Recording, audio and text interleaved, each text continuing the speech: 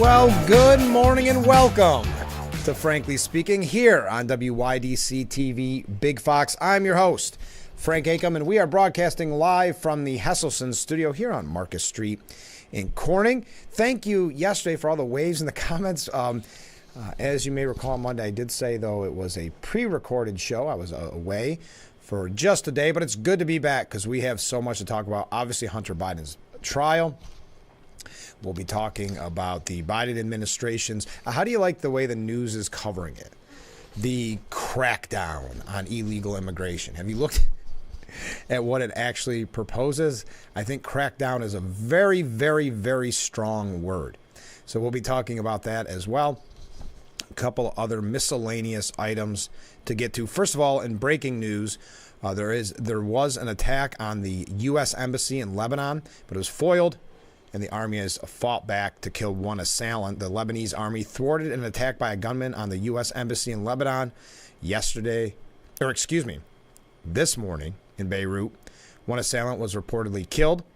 A Lebanese security official told the Associated Press that there were 4 assailants, including one who drove them to the site and 3 who opened fire. One shooter was killed, 1 escaped, and the 3rd was wounded and detained by the military. The U.S. Embassy in Beirut said small arms fire was reported in the vicinity of its entrance around 8:34 a.m. local time, but its facility and team were safe. Investigations are underway, and we are still in close contact with host country law enforcement. So just starting with some breaking news. There we go. We got some virtual waves coming in. Here's some comments from viewers that we missed yesterday. So will there be a class action lawsuit for those who lost their job if they didn't submit and get the jab? This is in reference to the conversation we've been having about Dr. Fauci. This is appalling, and Fauci and others should be held accountable for the damage he caused directly or indirectly, not only mentally, financially, but children who fell behind. And personally for me, he has blood on his hands. I lost 3 family members in 2020 as a result of neglect for health issues not COVID related, so they were ignored and not seen.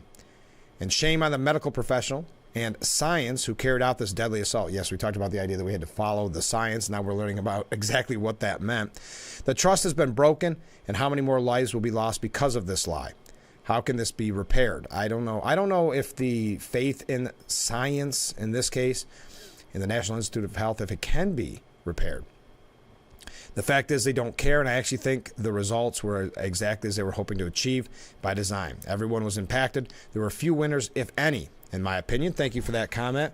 Yes, we learned about exactly what it meant to follow the science. Another comment. I thought of the convicted felon label that the left will now use ad nauseum, and it occurred to me the way they love to pardon and release felons, Trump may be okay after all. I don't think so. I don't see a pardon coming his way.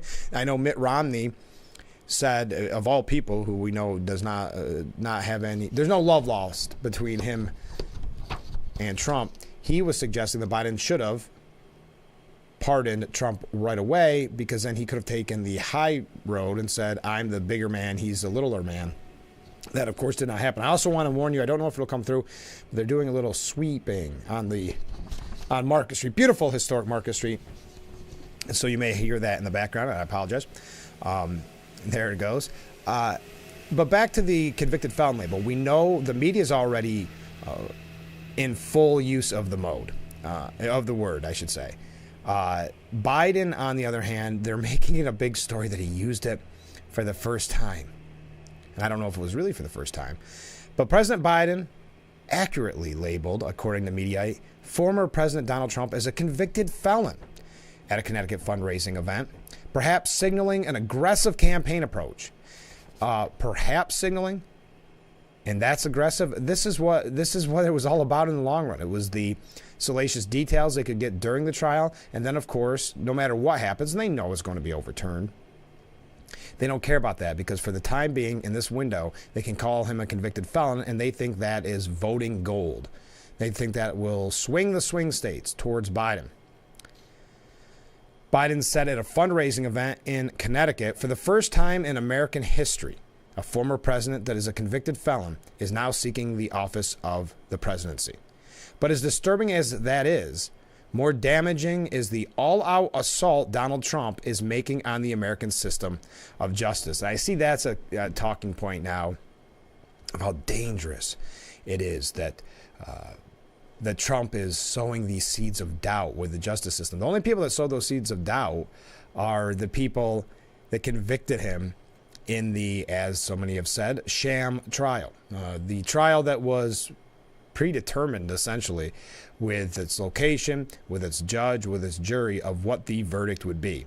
So if there's anybody sowing seeds of doubt in the justice system, or there's an attack on the justice system, it's not Trump. It's the original, it's Alvin Bragg. It's all these people who have said from the beginning they're going to get Trump. And I've got something on Bragg to bring up here in just a little bit. But also, isn't this coming from the party, well, one that ignores the Supreme Court's decision, like we've seen in the student debt forgiveness with Biden, but also the party that has been attacking the Supreme Court for years now, talking about stacking the Supreme Court, getting more justices on there, of course, questioning everything that the conservative justices do behind the scenes. And we know Clarence Thomas gave a really impassioned speech on that not that long ago, saying some very strong words about exactly how he feels the media is trying to corrupt's not the right word, but trying to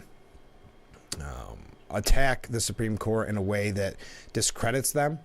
And you also can't ignore the fact that there was that devastating leak from the Supreme Court in regards to Roe v. Wade. So it's a little disingenuous, just like this whole idea of being a threat on democracy and a threat to the norms and the institutions, as they are destroying norms and institutions, makes it just a little hard to accept them at their word. According to NBC News, Biden repeated that note Monday night. Biden made similar remarks Monday, saying it's reckless and dangerous for anyone to say that's rigged just because they don't like the outcome. Something snapped in this guy, for real. It's literally driving him crazy. Trump is unhinged. And we're going to talk about Biden in this new piece out. I think it was with the Wall Street Journal, but don't quote me on that. I don't think it was Washington Post. I think it was Wall Street Journal. Boy, that seems unlikely, though. But anyway, about some people really concerned about Biden's health behind the scenes, mental health behind the scenes. So it's interesting to use terms like unhinged, driving him crazy. But I think that's going to be just as much a part of this, meaning calling him a convicted felon. It's going to be just as much a part of them saying that he is a threat to democracy because he's questioning our judicial system, which is really interesting. Now, I don't have much faith in what's going to happen with the Hunter trial, but I'd be curious to see how that's handled if he is found guilty. And I do know, and I know I've made this point, and we're going to talk about Hunter in just a moment, but I know I've made this point numerous times on the program in the past, but I think it's worth noting that when you and I are lectured so much about guns and the Second Amendment and, banning certain guns and really telling law-abiding citizens that they shouldn't be gun owners, essentially, that Hunter is up on gun charges and now it's almost ignored, or it would have been ignored. It's just, again, disingenuous. It's hypocritical. But we're going to talk about that because the media is saying, and they've done this in the past, so all this, it comes as no surprise to anybody who's watched it long enough. But it's, because of this trial against Hunter Biden, it shows that the system is fair. It shows that there's no two-tiered justice system. As he's pleasantly in a court in Delaware, and we don't have to go through all the comparisons. When Trump was in New York City, of course, you could see how different they are. But also that means that we have to ignore the fact that he was given a sweetheart deal that his lawyers were too arrogant to take, or they were too aggressive. They got too cocky and thought they could get everything they wanted and then some. And when that backfired, now the hands were forced and they had to have the trial. But we're going to get into that. I don't want to get on tangents already this morning. I just feel like we have so much to catch up on. But yes, it's a big deal that Biden called Trump a convicted felon, which I think we all predicted that before the case was even over. Also, this idea, and I don't think we're surprised by this either, but that the new line will be that he is a threat to the system of justice here in America, when we actually know the real threat is the case they brought against him. The ones that plant this idea of the weaponization of the judicial system, going after your political opponents, the persecution and prosecution, all of that. That ties in with, and of course the media is running with it in general. As CNN, Biden calls Trump convicted felon as he sharpens attacks on campaign trail. Did they write this already just to make it an easy workday for them so they could post it? Because is anybody surprised by this? We've talked about it since really the verdict and before. The remarks building on comments delivered from the White House following the verdict in Trump's criminal hush money case in New York mark the first time Biden has mentioned Trump's conviction in a campaign setting. The president is refining his campaign trail attacks on the presumptive Republican nominee with less than a month to go until they face off in the first general election debate. And we know it'll come up in the debate. We know that'll be a major topic. And we know he'll continue to bring up and hoping to goad Trump into some type of almost fight, goad him by saying that he's a convicted felon. Isn't that interesting? Even if you have a case that's very questionable, and most legal experts say that it will be overturned, that doesn't matter. At the end of the day, they just got what they wanted, which was a convicted felon label. So when they talk about a threat to democracy, they know that there's a likely chance that this is all going to go away, but it doesn't matter. They don't say, well, let's wait for that system to work out. Asked by a reporter, and listen to this will be another line that they used a lot. Asked by a reporter at the White House later that day about Trump's accusation that he was behind the former president's conviction, Biden smiled and paused. I like how they write this. It's so poetic. Biden smiled and paused. Quote, "I didn't know I was that powerful," he said. It's pretty laughable. It's so predictable. It's so hypocritical. And there's no surprise here. When we come back, I'm just going to tell you a quick thing about Bragg. We're going to go through some random stories, and then we're going to get into the nitty-gritty, which of course is the Hunter trial and also the executive order by the president. The media today is running with the strongest policy in years, as if we don't know where the real strong policies came from. The least amount of illegal immigrants crossing the border in years. I wonder how many years exactly. It's a point they're going to use because they know voters are very concerned, number one or number two, depending on what poll you read, with immigration. So even though after 3.5 years of saying he could do nothing, now he's doing something and blaming it on Republicans, and it's just a twist in logic for you to support it. But also, you've got the other side, his side, the same people that are upset with him on his position with Israel, saying that this is going to cause more progressive votes, this policy. And I've got a couple examples of that, of the kind of the warning shots to Biden saying, you know, this isn't good. You're looking Trump-esque. So we'll talk about that as well. Stay with us. We're running just a tad bit late. We're just getting started here on Frankly Speaking. Thanks for joining us. We'll be right back.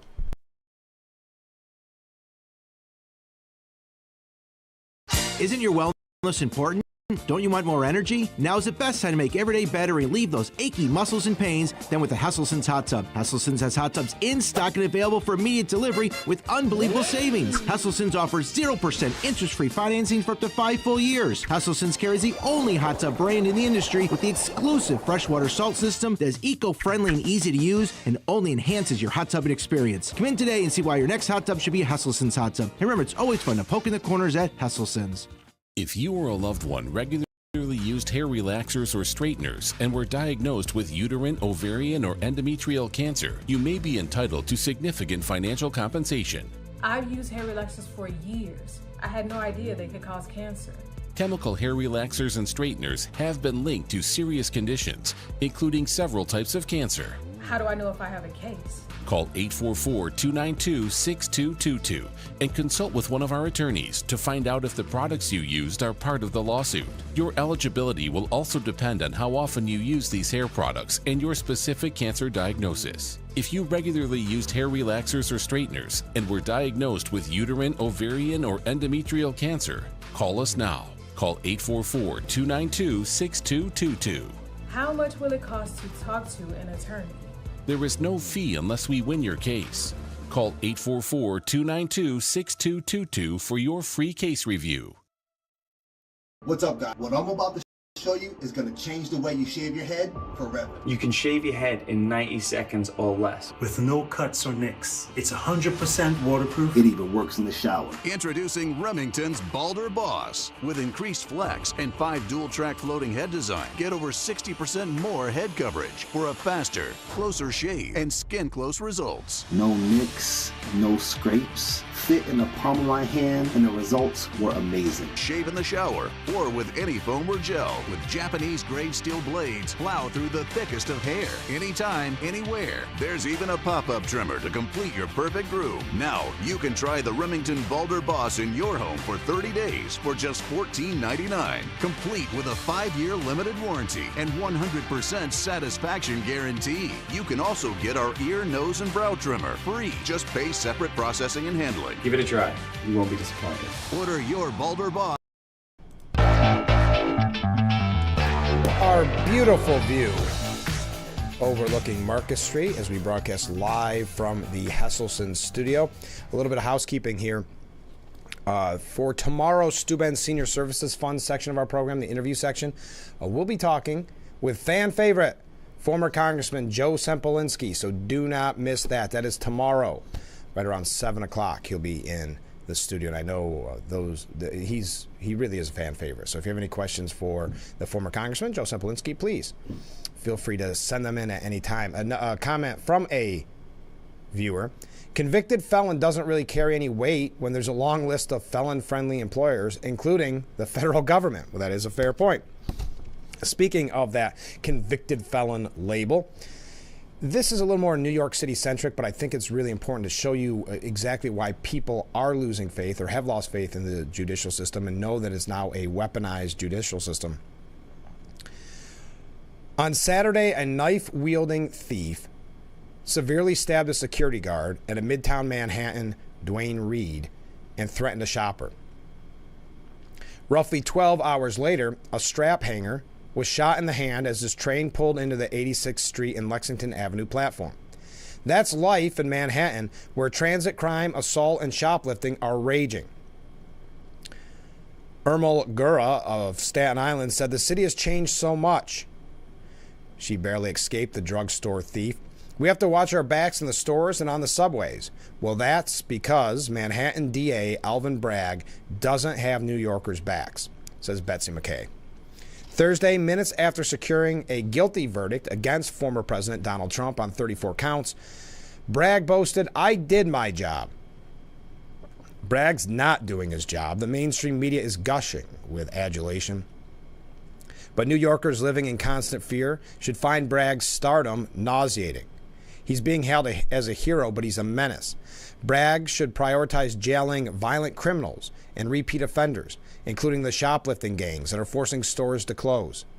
Since the year before Bragg took office, grand larceny crimes, now that's theft of goods worth over $1,000, are up 33%. And here's the zinger. Despite spending years and millions of dollars pursuing Trump, Bragg claims he lacks the resources to bring thieves to trial. In December of 2022, with the DA's investigation of Trump in full swing, cops arrested Charles Lindsay and charged him with 4 heists in 1 week at a high-end Madison Avenue boutiques, where he allegedly had stolen nearly $25,000 in goods. 4 grand larceny charges. Lindsay was known to belong to a gang targeting the area and had a long rap sheet already. Okay, now we've learned about Lindsay. Yet the DA's office let Lindsay off, dropping the charges if he consented, listen to this, consented to 5 counseling sessions. This sounds as not good as Hunter Biden's original deal was. So completely dropped the charges when he shoplifted nearly $25,000 or maybe more than $25,000 worth of goods. And they dropped the charges. If he consented to 5 counseling sessions, do you believe counseling sessions work when you're part of a gang that is specifically shoplifting? I mean, I don't know if it's a counseling session on why are you shoplifting. I'm not sure. Doesn't seem like the most successful game plan. Oh, by the way, bonus, he didn't even have to pay for the goods. So I guess you get $25,000 to go to 5 counseling sessions. Bragg's office said prosecutors had too much on their plates, just too busy to try the case.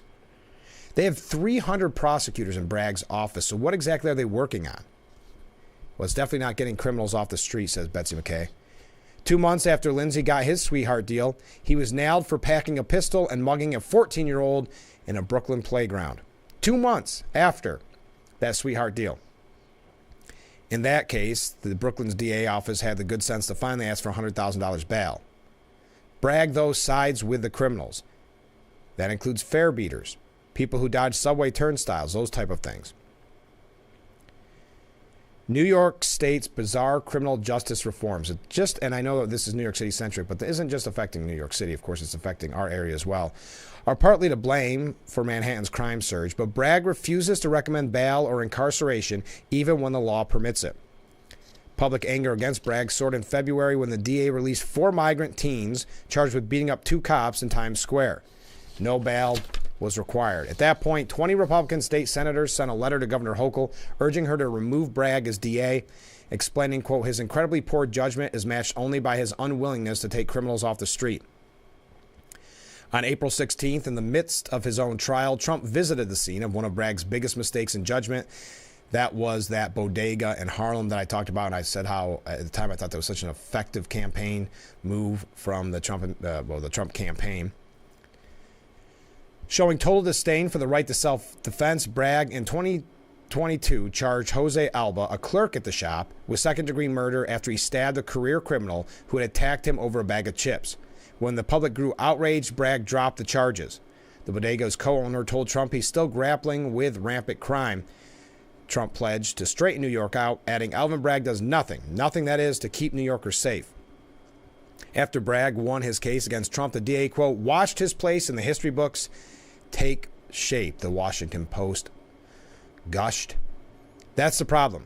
New Yorkers need a DA who watches out for them, not for himself. I thought that was a really powerful piece by Betsy McKay. I wanted to mention it to you because it just kind of puts a nice bow on what we've talked about with Bragg and the weaponization against a political opponent of the judicial system. We've got a couple other things before we get to Hunter. Not too many more things, but we're going to talk about Hunter here in just a few moments. Keep those comments coming in. I have a question for you. I don't know if you want to play one of these mind games early this morning. There is a piece, and I believe it's by Politico. Yes, it is. And the theory here is that the 1980s yuppies, you remember yuppies, young urban professionals? The young urban professionals, the yuppies of the 80s, if it weren't for them, there would be no Donald Trump. How the 1980s yuppies gave us Donald Trump. If it weren't for the young urban professionals of the 1980s, we never have MAGA. What do you think? I just thought it was an interesting piece, or an interesting headline. I did not read the piece because I saw the direction it was headed with what they were saying at the beginning. But the theory itself, your thoughts. All right, some more waves coming in. Thank you. We'll be right back with Frankly Speaking here on WYDC TV. Big Fox, stay with us.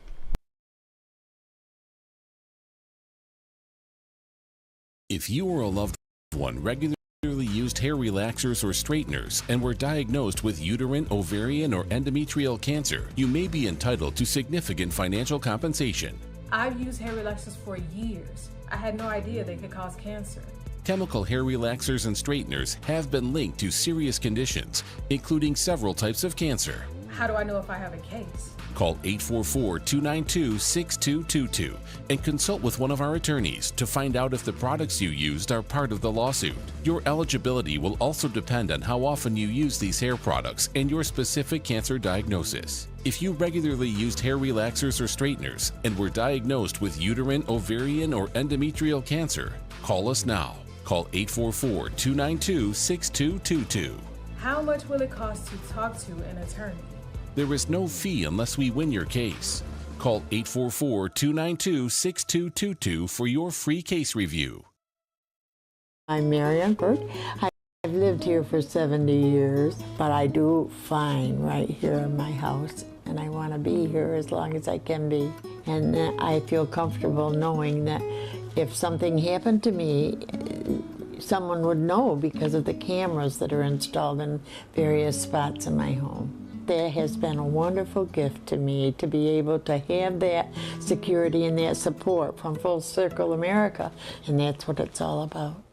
The Oak Ridge Boys American-made farewell tour. Celebrating 50-plus years of touring. The legendary Oak Ridge Boys. August 1st, the Chemung County Fair. Reserve seats on sale now at ChemungCountyFair.com or the Fair box office. The Oak Ridge Boys, American-made farewell tour. Up a night of Gordon, but make it a double. Well done. Fox Wednesday. Here we go. First on MasterChef Generations, the Boomers are up. Let's go, Boomer! Boomer! Boomer! Can I teach an old dog new tricks? Then launch your own concept bars. Don't miss. Taste it. The biggest rivalry of the summer. It's boring. I'm sweating under your nose. We both may lose. Tonight. And we are back, broadcasting live from the Hesselson studio. Thank you so much for joining us this morning. I really do appreciate it. Keep those comments coming in. Did you see that Biden, he was asked by, I think it was Time Magazine, he did a sit-down interview with Time Magazine, and they said some in Israel have suggested that Benjamin Netanyahu was prolonging the war for his own political self-preservation. Do you believe that? He said, I'm not going to comment on that. But wait, there's more. Then he said, there's every reason for people to draw that conclusion. And a lot of people have rightfully so said, how dare a man who has done everything to prolong this war by tying the hands of Israel, then have the audacity, and he's doing it for political reasons, ironically, Biden that is, and then come out and blame Netanyahu. As, who was it here? Guy Benson said from Fox News, Biden has been incoherently pressuring Israel not to finish the job for months. And there's every reason for people to draw the conclusion that it's been for Biden's own political self-preservation. How soon will Biden demand Israel not defend itself against the attacks in the north? Senator Ted Cruz called it a disgusting lie. Tragically, the Biden White House is the most anti-Israel White House in history. Is there even a single Democrat who will denounce Biden's slander? I just think there's something going. I know today's theme, word of the day, is hypocritical, I suppose. But imagine that, how many times he's called for kind of the slowing down of what's happening in Israel, not giving munitions, lecturing Israel, and then has some calling it sociopathic, then blaming it on Netanyahu when we know Biden wants this delay for his own political reasons. Mark Levin said, I want everyone to read what Biden said this morning and what a loathsome, disgusting, anti-Semitic statement it is. Sorry, this got cut off, so this is paraphrasing. Undermining Netanyahu because Biden demands that Israel surrender so Biden can declare peace in our time for his lousy re-election effort. Biden has mobilized, this isn't Mark Levin anymore, this is a national security advisor for Senator Ted Cruz, Omri Sirin. He said Biden has mobilized unprecedented domestic and international pressure to slow Israel's advance into Gaza. Bonkers campaigns. Politicizes U.S. intel, leaking it. Doing global diplomatic pincher moves. Where the U.S. encourages allies to pressure Israel, then tells the Israelis we can't help them. Halting aid, threatening to halt more aid, specifically if Israel moved into Rafah. The repeated ongoing stunts about aid, airdrops in the pier. Multi-day news cycles about all of the above. Now Biden is saying Netanyahu is prolonging the war for political reasons. Absolutely sociopathic. It is amazing, isn't it? And one just more comment on this. And it was by former Israeli ambassador to the U.S., Michael Oren. He said, no one hears about what is happening in northern Israel. The interview is an inappropriate attack on the political system in Israel. The U.S. should not interfere in what is happening in Israeli politics. And I'm glad that Netanyahu has come out repeatedly and said, we're going to do what we have to do for ourselves, protect ourselves. And as I know, I've quoted a million times, but you don't put out 80% of a fire. So they've got to go in and end Hamas. And Biden forcing them in many instances to drag their feet and delay, and now has the audacity to say that Netanyahu is doing that for political purposes. Also, did you see Chuck Schumer not getting a great response for his stance on Israel? He's been wishy-washy in some ways. A House Republican facing a tough re-election fight is using Chuck Schumer as a political foil, says Politico. Representative Mike Lawler urged attendees of the Jerusalem Post's annual conference in Manhattan Monday to pressure the Senate Majority Leader into bringing the Anti-Semitism Awareness Act to the Senate floor. He said right now that is sitting on Chuck Schumer's desk, the highest-ranking Jewish official in American history. Just his mention of his name at the Jerusalem Post drew jeers. The second round of boos for New York senior senator in just as many days, likely inspired by his pivotal condemnation of Israeli Prime Minister Benjamin Netanyahu. And we talked about that back in March, and I thought even then there'd be more backlash, and there has been. Following Monday's conference, PR firm NSA Creatives issued a press release announcing the crowd booed Schumer and highlighted Lawler's line of attack. I'm not sure why they give the name of the PR firm. That's weird. The incident reflects Republicans' estimation of cracks in Schumer's base 8 months into the Israel-Hamas war that has divided the Democrat Party and seen public sentiment shift towards sympathizing with Palestinians as their death toll climbs. It's not about the sympathizing with Palestinian citizens. This is how they twist it. You have actually seen at these protests sympathy for Hamas, and I think that needs to be reiterated, because they're not going to reiterate it at Politico or in the mainstream media. Republicans like Lawler, who are in tight election battles, view their party's pro-Israel posture as a winning message for some swing voters in heavily Jewish New York. Now, Schumer's spokesperson said Senator Schumer just secured $14 billion with no conditions for Israel and is not playing these silly partisan games. Anyway, the same accomplishments were referenced at Israel's Israel Day parade that we mentioned earlier in the week. But there at the annual march, Schumer was met by a smattering of boos as he took to the mic to say, "We will defeat Hamas and bring them home." Isn't that interesting? We will defeat Hamas when you tried to really change the outcome of a democratic election. Try to change the outcome of because he wanted Netanyahu gone. He wanted a new vote. Just interesting what's happening there in the Democrat Party and this anti-Israel sentiment that is, you can't even say cropping up anymore, that has become kind of, one of the main issues, one of the biggest concerns for the Biden administration. Now let's get into what you all want to talk about, and that is, there's probably two topics. This laughable executive order on immigration from the Biden administration. We could talk about that, but let's start with Hunter. You want to start with Hunter?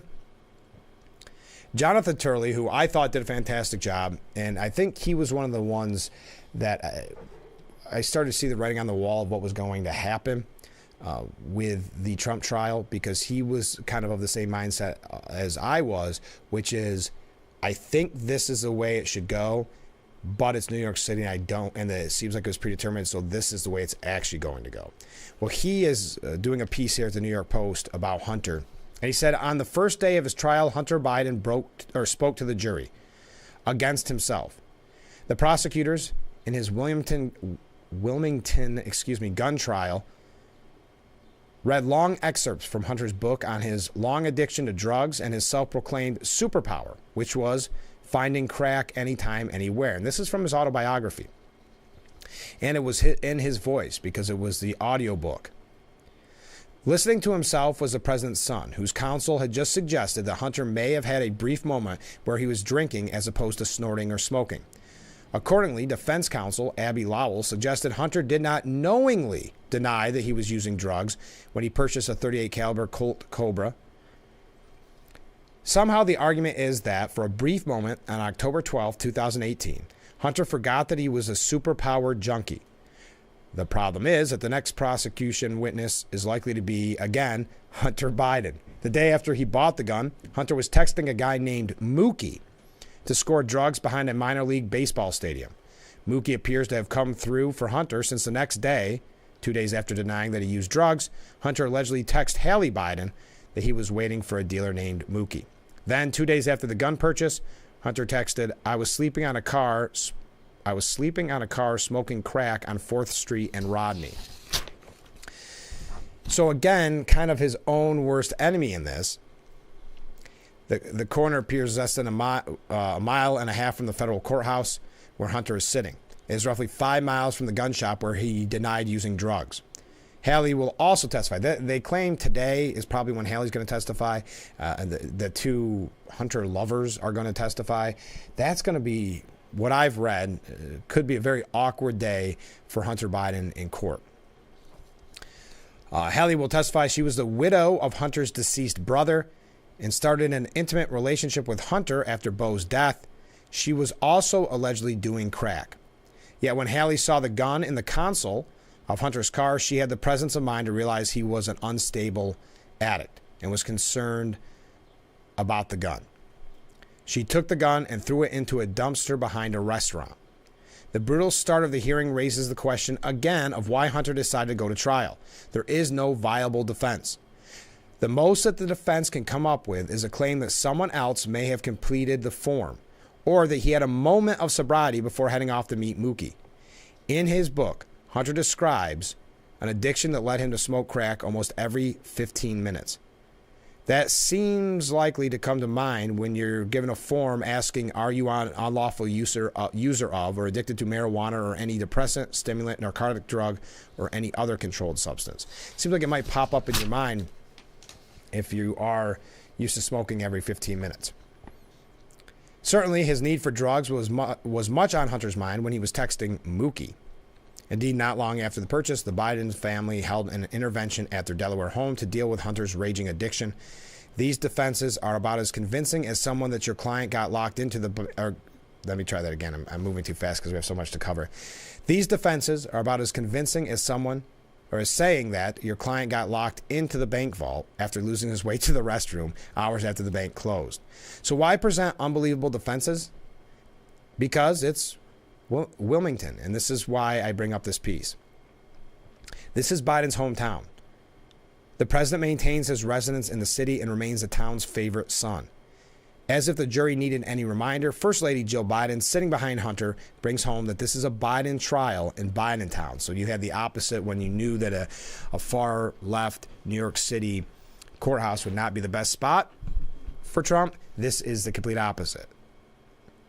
The combination of sympathy for a reformed addict and with the Bidens, and identification with the Bidens could be enough for a jury nullification strategy. The defense is not asking the jury to consider the evidence. It's asking the jury to ignore it. Every juror appeared to confirm knowing someone who had had a drug addiction, including siblings or other relatives. Given that panel, Hunter could well take the stand to describe his addiction and lack of clarity of thought. Hunter's book offers moving descriptions of his struggle. Wilmington for Biden is the opposite of Manhattan for Trump. This is a town that overwhelmingly voted for Biden in 2016 and 2020. It is a great jury pool for the defense. Viewed through a nullification defense, it does not matter how absurd the actual defense in the case is. It is merely a pretense. Whether it is sympathy or for a drug addict or a Biden, the defense clearly hopes that the jury will look beyond the evidence and the crime in the case. So that's Jonathan Turley. And that's just to give you a little warning like we did during the Trump trial to say don't use necessarily your common sense to see where this should be headed. You know, you've got a tough on guns administration now calling for a very major law being ignored in the name of Hunter Biden. So never mind what you think the verdict should be. Just prepare for the case itself. All right, we got to take a break because I'm running late. Stay with us. We'll be right back with Frankly Speaking. Keep those waves coming in.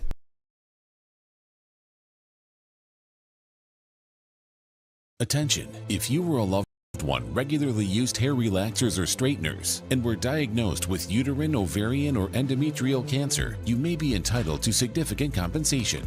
I've used hair relaxers for years. I had no idea they could cause cancer.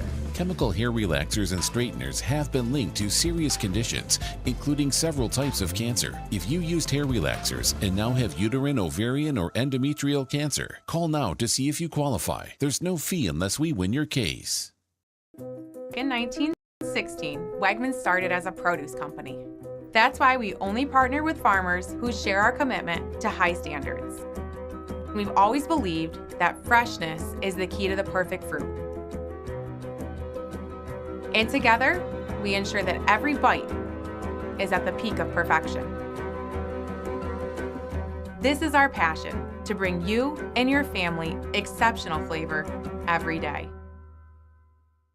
The world's pizza has been baked in ovens made of stone, but you can't put one of those on the countertop in your home. Introducing Paisano, the authentic pizza oven by Granite Stone. Now make the world's most delicious pizza with real stone right in your own home. You simply set it and let it make golden, crispy, extra cheesy stone-baked pies in under 6 minutes. The secret is the dual-controlled heat zones that quickly heat the real ceramic stone up to 800 degrees so you can stone bake just like the pros. Plus, there's no gas, wood, or charcoal needed. Paisano is electric, plug-in, and portable. You can get your Paisano pizza oven for just 4 easy payments of $39.99. And we're gonna drop one payment. You get it all for just 3 easy payments of $39.99. Plus, we'll ship your entire order free. Call 1-800-597-7208 or order online at buypaisano.com. Call now.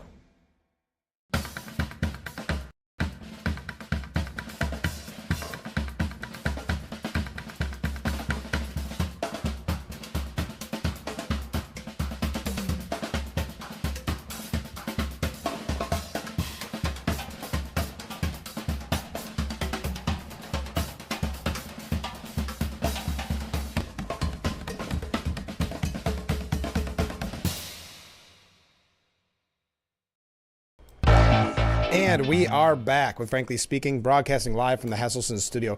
One of the things that's really interesting, and if you get a chance, if you want to find out more about what's happening with Hunter Biden, I would say the best place to go is the New York Post. Because remember, the New York Post dealt with this. They were the first to break the story about the laptop from hell, as it's called now. And they're using that in the trial, that laptop. Which is fascinating. Miranda Devine almost gets giddy, and rightfully so, because as she said, when the Post broke the story before the 2020 election in October of 2020, publishing evidence from the laptop of Joe Biden's involvement in his family's global influence peddling racket, we were censored by big tech and falsely accused by 51 former intelligence officials of peddling Russian disinformation. And think about that, those 51 former intelligence. Tell me the fix isn't in. There's so many areas now, ever since really the Trump, well, I can't even say administration, since Trump came down the escalator to declare his 2016 intentions, you've seen so many institutions lose credit in their all-out attacks on Trump, all-out protection of Democrats, and this is an example. Then presidential candidate Joe Biden lied to the American people that the laptop was a Russian plant. Is anybody in the media covering this? That's one of the things that I thought was interesting when I saw some coverage yesterday of the Hunter trial, because I thought if someone had watched, and I won't name any specific station I was watching, I'll just say it wasn't Fox. When I was watching it, I thought there are people that up until a couple weeks ago, maybe a couple months ago, would have had no idea any of this about Hunter because the media kept it hidden and kept it quiet. Or they called the laptop Russian disinformation, whatever the case may be, and they ignored it. So when the news first broke about that deal falling apart, that Hunter had that sweetheart plea deal, when it fell apart, that was in many instances the first time they had to cover it. So they had to go through the backstory. And I thought about the difference, and trust me, the coverage what I saw wasn't fair. It was very, very biased. But at the same time, it was interesting to see a story now become a story because it forced their hand. But I'll continue. If you were not a reader of this newspaper, meaning the New York Post, and simply believed the Biden lies, Tuesday's courthouse revelations would have come as a bolt from the blue. And she goes through a lot of the history here. We don't have time for it, number one. Number two, you know about the history of it. But she had a really good point because Hunter said that he introduced Hallie Biden to crack. Now, Hallie was Bo's wife when Bo passed, became Hunter's lover. She was the one that threw out the gun. And when she threw out the gun, she had been clean for 2 months and remains clean. Now, she is testifying under a grant of immunity to avoid potentially incriminating herself. And this is why I bring it up, just to show you a little bit of where the defense is going to go. In a sign that Hunter plans to throw Hallie under the bus, his lawyer, Abby Lowell, highlighted her grant of immunity to the jury as a reason to treat her testimony with caution. Continuing, he portrayed Hallie as irresponsible in her handling of the gun. Wouldn't that be ironic if they try? Well, I guess she's got that immunity, but to go after her for a gun crime when they don't want to go after Hunter. See, it goes to show you there is a different set of rules, because do you know what would happen if you or I lied on that form? We wouldn't have got a sweetheart plea deal. Now, we wouldn't be dealing with some of the cushy treatment that he's receiving. But Hallie took it on herself to take the gun and the bullets and put it in the bag and decided to drive her car with the bag to Jansen's Market, and then she took the bag and put it in a trash can in front of the store and left. In the insular Biden dynasty, being on the outside is a hostile place. That may be where Hallie, the daughter of a local dry cleaner who married the prince, now finds herself. Something interesting there. A little different take on it from Miranda Devine. One other thing on Hunter. Boy, this hour's going fast. We are going to get into the executive order, or as the media puts it, crackdown on illegal immigration. The Biden administration cracking down. Yeah, 3.5 years too late, and not cracking down, by the way. It's all spin, and we're going to highlight it, as you are well aware by now. But let's take that short break. Stay with us.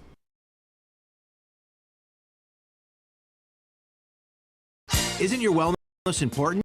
Don't you want more energy? Now's the best time to make every day better and relieve those achy muscles and pains than with the Hesselsen's Hot Tub. Hesselsen's has hot tubs in stock and available for immediate delivery with unbelievable savings. Hesselsen's offers 0% interest-free financing for up to 5 full years. Hesselsen's carries the only hot tub brand in the industry with the exclusive freshwater salt system that is eco-friendly and easy to use and only enhances your hot tubbing experience. Come in today and see why your next hot tub should be a Hesselsen's hot tub. And remember, it's always fun to poke in the corners at Hesselsen's. If you or one regularly used hair relaxers or straighteners and were diagnosed with uterine, ovarian, or endometrial cancer, you may be entitled to significant financial compensation. I've used hair relaxers for years. I had no idea they could cause cancer. Chemical hair relaxers and straighteners have been linked to serious conditions, including several types of cancer. How do I know if I have a case? Call 844-292-6222 and consult with one of our attorneys to find out if the products you used are part of the lawsuit. Your eligibility will also depend on how often you use these hair products and your specific cancer diagnosis. If you regularly used hair relaxers or straighteners and were diagnosed with uterine, ovarian, or endometrial cancer, call us now.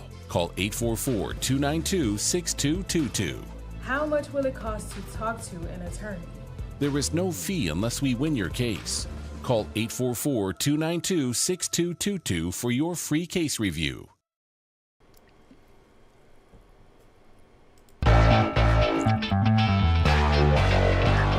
Welcome back as we broadcast live from the Hesselson studio. I'm your host, Frank Acom. This is Frankly Speaking. Thank you so much for joining us. All right, ready?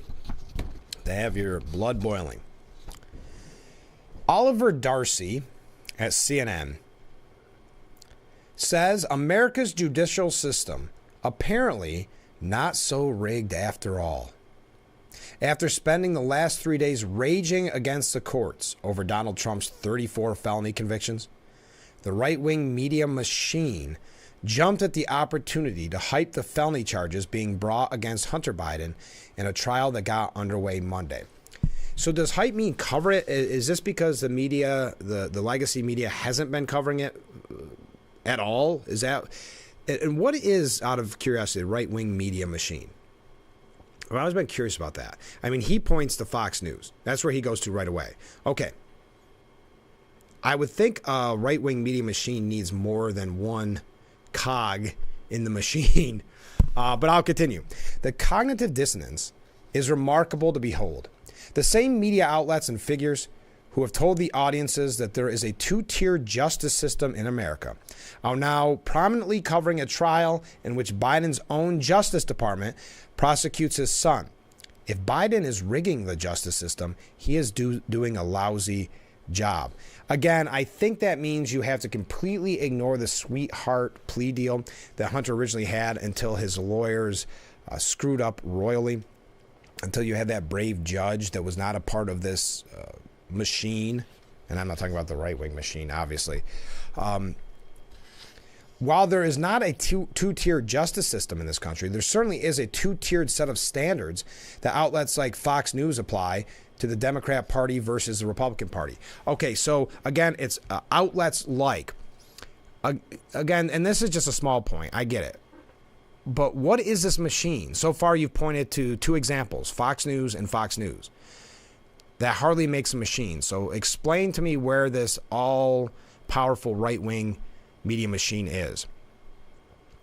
But I'll wrap up with what Oliver Darcy has to say. Regardless of what happens in the Hunter Biden trial, already maybe throwing a hint there of what he thinks will happen, Trump media allies will still undoubtedly claim that the justice system is rigged. Let's see, you've got Hunter in Delaware, you had Trump in Manhattan. I mean, this is to ignore what's actually happening. And he doesn't have to believe that it's a rigged system, but he can definitely look at the discrepancies between the two cases if he were fair and honest. But I think that's one of the reasons why CNN's ratings are so disastrous, because they don't even pretend to be fair and honest. But I'm going to continue.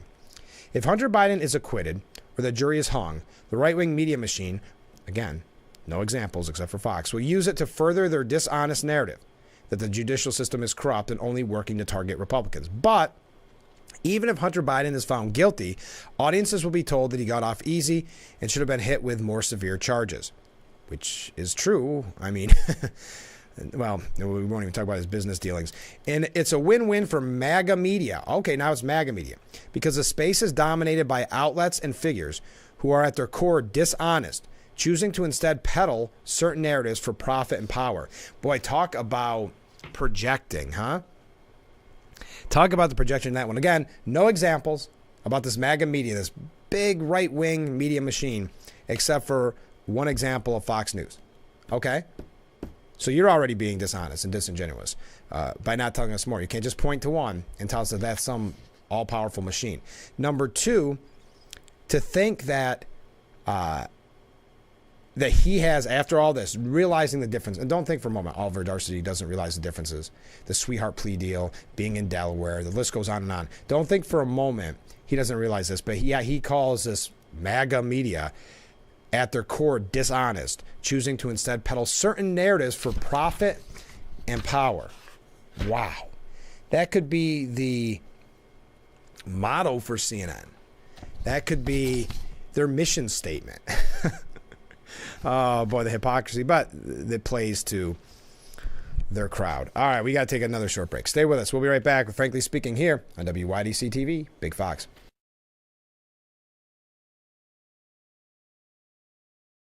We are proud to serve our country, to serve our local communities, to wear the uniform, to be a soldier,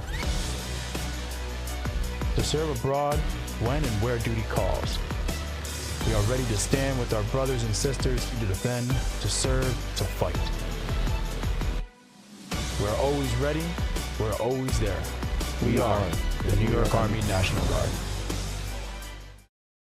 My entire practice is focused and centered around St. James Hospital in Hornell. We see a lot of joint pain from hips, shoulders, and knees, whether you're a weekend warrior or even a 80 to 90-year-old who just wants to stay active and keep walking a couple blocks in their neighborhood. I want to spend the time to connect, to really hear you and understand why you've come to visit me to seek treatment. It drives me to be the best physician I can be so that you can go back and do the things that you want to do in life. Getting aerial video for a commercial used to be extremely expensive, but not anymore. WYDC TV Big Fox now offers the Twin Tiers amazing aerial video for your business. We do it with our state-of-the-art drone and commercially licensed aerial pilot. Beautiful HD aerial video and pictures custom-made for your commercial. Call or email now to advertise on Big Fox TV and let everyone see your business in a whole new way.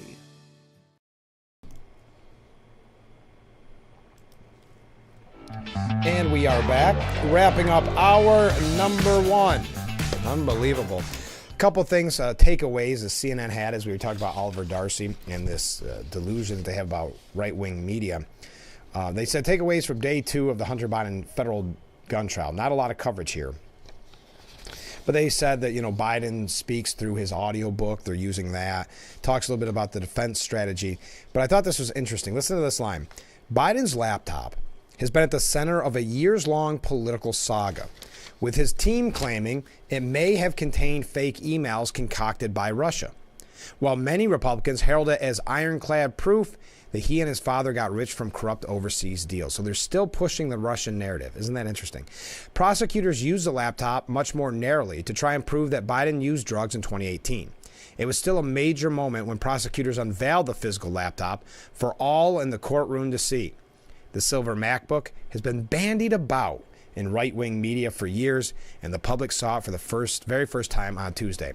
Been bandied about by the right-wing media. Another example of CNN blanket statement of right-wing media, this machine that is everywhere. But it's been bandied about. What a weird way of putting that. Now, Lava will continue to cross-examine Jensen, who will then go through one last round of questions from prosecutors.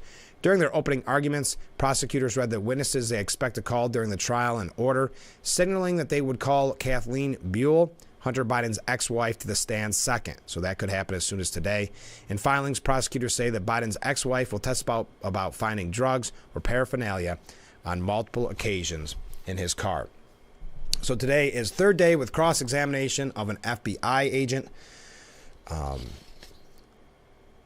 It is interesting to me for an administration that really for a while was hanging its hat on being tough on gun crimes, how the media twists themselves up not to highlight that fact. Look at all these waves coming in. I keep saying that. So I'm not going to go through what we can expect today. We'll be watching that for ourselves. But I thought that was an appropriate way to end the first hour. There's our look at Hunter Biden. And apparently it's all to blame on some right-wing media machine.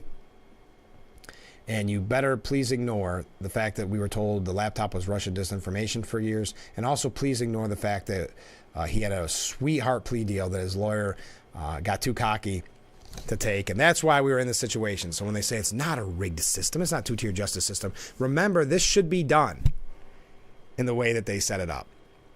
But you can blame Hunter's lawyer for getting just a little too big for their britches, as the old saying goes. A couple comments here. Hunter is behaving like a predator when he admits that he introduced her to drugs, meaning his brother Bo's wife, who then they became lovers after Bo died.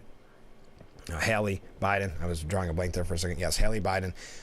Sounds like a common thing with him to do with women and girls. If you see that on his laptop, I think it was a common thing with some of the photos of the escorts, we'll say. Next, the timing of Biden's crackdown comes the same week that Hunter is in court. Maybe a distraction with the Trump news fading. That's a very good point. Someone else had that this morning at some opinion piece that I read, that it was a way to take some of the distraction. Because, listen, the media does not want to cover Hunter.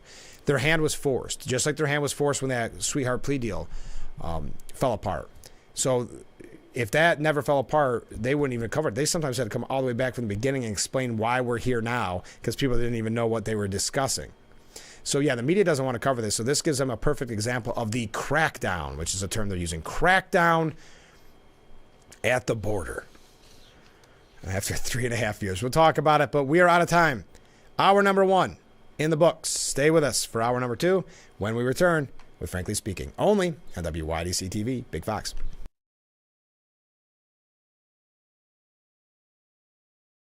Looks like y'all got a lot of stuff here in your water. You're never going to believe it, but this can filter up to 60 different contaminants from your water. It's all about cleaner drinking water. Dude, that's good water. And that's good water. Now that's good water. That's good water, eh? No matter where you live, there's a Culligan water expert nearby. At Culligan, we think about your water so you don't have to. Call today to schedule your free water test. Attention, you were a loved one regularly used hair relaxers or straighteners and were diagnosed with uterine, ovarian, or endometrial cancer. You may be entitled to significant compensation. I've used hair relaxers for years. I had no idea they could cause cancer. Chemical hair relaxers and straighteners have been linked to serious conditions, including several types of cancer. If you used hair relaxers and now have uterine, ovarian, or endometrial cancer, call now to see if you qualify. There's no fee unless we win your case. The Ridge Boys American-made farewell tour. Celebrating 50-plus years of touring. The legendary Oak Ridge Boys. August 1st, the Chemung County Fair. Reserve seats on sale now at ChemungCountyFair.com or the Fair box office. The Oak Ridge Boys American-made farewell tour.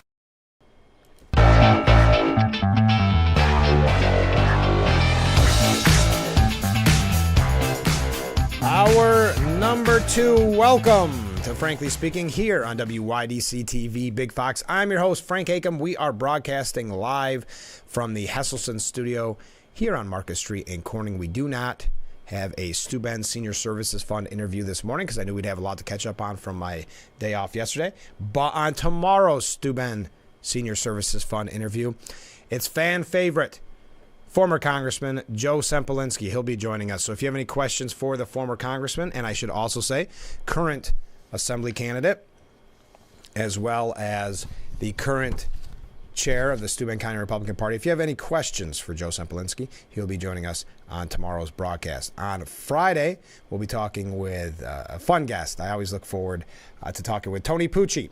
He's the author of the Michael Bishop Mystery Series, local author, and I know I say this a lot when he's going to be on the program, but I love the Michael Bishop series. I've read every one, and I find them to be just a really fun read. So that's why I'm glad that Tony could come back on. That'll be Friday, so don't miss that. And if you haven't, and we'll find out where you can buy them. I know you can get them on Amazon, but if you haven't read the Michael Bishop series, I do highly recommend it. I think you'll really enjoy it. All right. Biden announces, this is the big story, crackdown on the border. Now, as the one viewer said in the last hour, is this to take away a little bit of the focus off of Hunter? That very well could be the case. The Biden administration announced an executive order. Now, remember, we were told you could do nothing. Nothing could be done about the border, even though we know that you can't even say day one, but pretty close. I think it was within the first week, got rid of the executive orders that Trump used to protect the border. We're going to talk about that in a moment. I don't want to get into the nitty-gritty. That it claims, this is what the administration claims, would shut down the U.S.-Mexico border once illegal crossings hit 2,500 per day between points of entry for 7 consecutive days.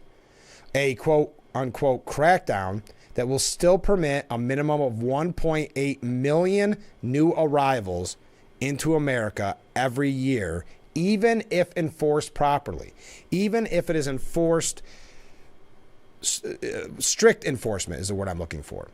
The order, which is expected to take effect immediately, would lift border restrictions 2 weeks after the daily number of crossings averaged 1,500 for 7 days straight. Senior administration officials said in a background call. Talk about a confusing way to do this. The new restrictions include several exemptions, such as allowing migrants to cross the border who use the CBP-1 mobile application at a port of entry, as well as unaccompanied children, victims of a severe form of trafficking, those who face an acute medical emergency or an imminent and extreme threat to life and safety, and other non-citizens who have a valid visa or some other lawful permission to enter the United States. When extreme threat to life and safety, couldn't you say, well, if I go back, I'm going to have to walk back? I mean, isn't there a lot of loopholes? We're going to get to a loophole here in a moment. But even if migration is limited to 2,500 per day for a full calendar year, the number of crossings would hit 912,500 in a year. So that's if this thing works perfectly. Hundreds of thousands more have been allowed into the U.S. using that CBP-1 app. So I don't know why they want people on this app so bad. Now, this gets into a lot of numbers. I don't want to sit here and read all the numbers to you because I know that gets kind of boring. But I like that they're now, after 3.5 years of doing nothing, now, and saying they couldn't do anything, mind you, are now saying, oh, we can do something, but I blame it on Republicans for not signing that bipartisan bill. And you notice how they always say bipartisan. Well, it's very easy to find wishy-washy Republicans to sign on to something to make it bipartisan. But there's a lot of people that said this was too big of a giveaway by Republicans.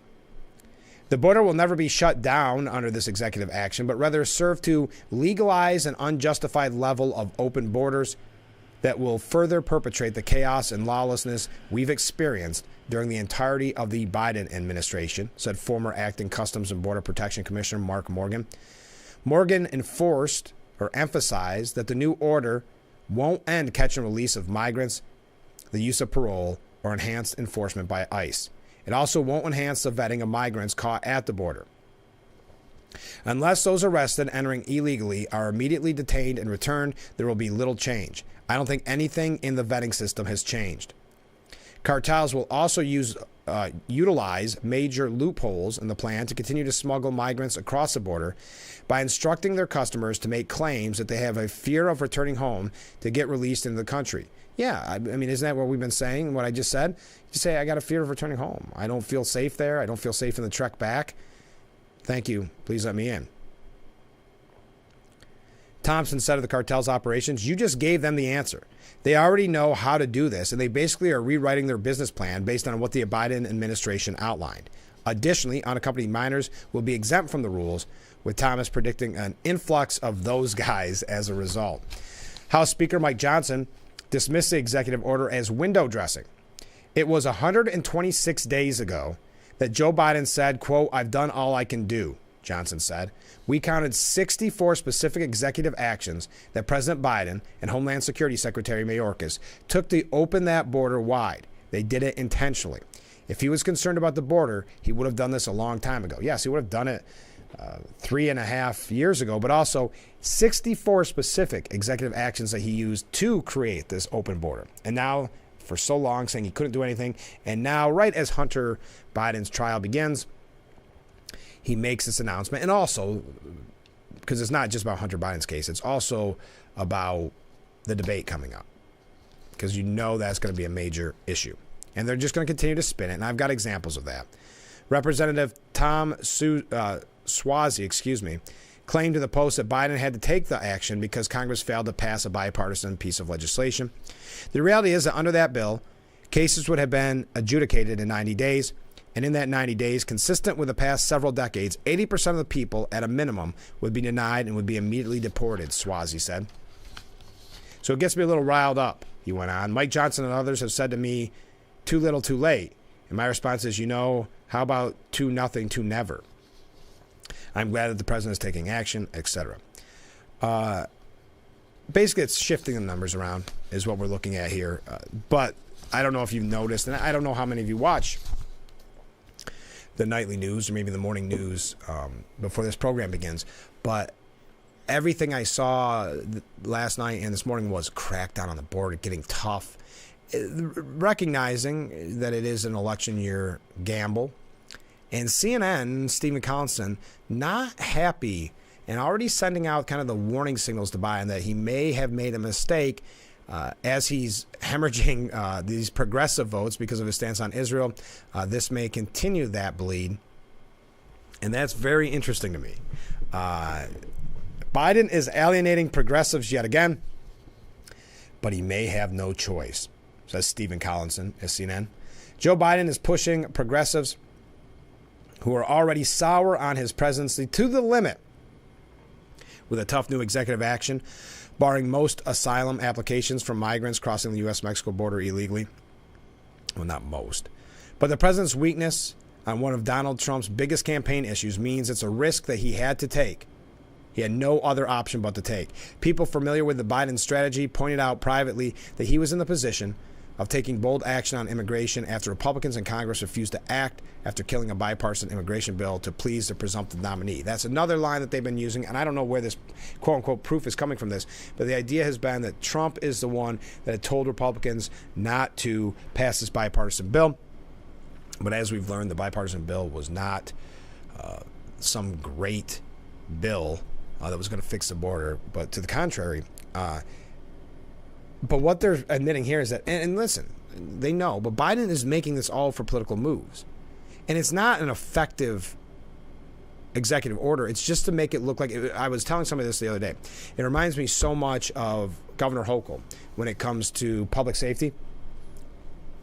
She'll do something minute on, let's say, bail reform that does absolutely nothing. No benefit whatsoever for our public safety in New York. And what does she do? She gives a press conference saying we're tough on crime, we're tough on public safety, we're bringing public safety to mind. That's what we're having here. Something that will do nothing. We're still talking about 2,500 migrants a day for a full calendar year. Puts it almost at 1 million in a year, and that's if it works 100% correctly. So it's tough to take them at their statement of crackdown and use this kind of language. If Biden wins the November election, it will probably be because he was able to cement the most disaffected liberal Democrats behind him while appealing to moderates and dissenting Republicans who reject Trump's extremism. They don't even hide it anymore at CNN. Many of the latter group feel that the border crisis is a matter of urgent national security, and Biden needs to show he takes the presidential duty of securing the homeland seriously. Do you think, after 3.5 years of not doing that, that it's too little too late? I don't want to keep using that term because I know many on the right are.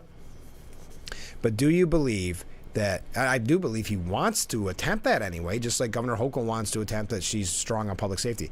But do you think this executive order, now, again, the media is not going to cover it. Keep this in mind, the way it should actually be covered with the 2,500. They're actually being kind of a little critical of him for different reasons, because they say he's sounding like Trump, which is just hilarious.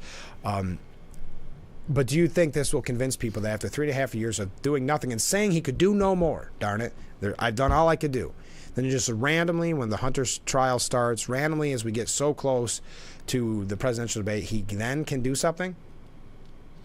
It really is unbelievable how just disgusting politics can be sometimes, isn't it? How all he's worried about is November.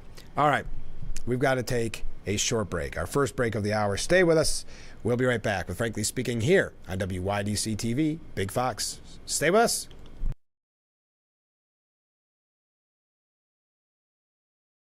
Attention, this is an important message for firefighters, members of the military, and airport workers. For decades, first responders and firefighters at military bases and airports used a chemical-based foam to fight fires. Studies have shown that chemicals used to make aqueous film-forming foam, or AFFF, are highly toxic to humans and have been associated with several types of cancer. If you or someone you know was diagnosed with any of those cancers, call now for a free case review. Hi, I'm And I'm Aubrey. For over 40 years, the Blaze Alexander family dealerships have been making car buying easy, affordable, with respect for your time. And we do that by treating all of our customers like family. By making sure you get the lowest rates, biggest discounts, and most for your trade. By providing clean, comfortable, and convenient service. By offering the largest selection of new and pre-owned vehicles every day. Visit a Blaze Alexander family dealership, where we're taking the deals the other guys won't. What do you do when your tire goes flat and there's no air anywhere? You reach for Bullseye Pro, the smarter, faster, hands-free way to fill it up with air. Bullseye Pro is equipped with a rechargeable lithium-ion power plant. So fast and so convenient. It's like the power of an air compressor in the palm of your hand. Look, you can inflate all 4 tires on a single charge. It has a built-in smart pressure digital sensor that gauges and automatically stops when the set tire pressure is reached. Easily inflate pool toys, exercise balls, and more. more. Call or go online now and get the complete Bullseye Pro inflation system for the factory direct price of just $79.99. Plus, we'll ship your entire order free, and we'll give you a 50% discount on a second one. Order now. Order call 1-800-970-9843. That's 1-800-970-9843, or go to getbullseyepro.com. Well, what do we have here? A come down or a comeback? A risk taker or a troublemaker? A lucky run, or that's how it's done. Great job, 5 team. Surprise, surprise, or seen it coming? A trophy hunter or a party crasher? What if it was all that and a whole lot more?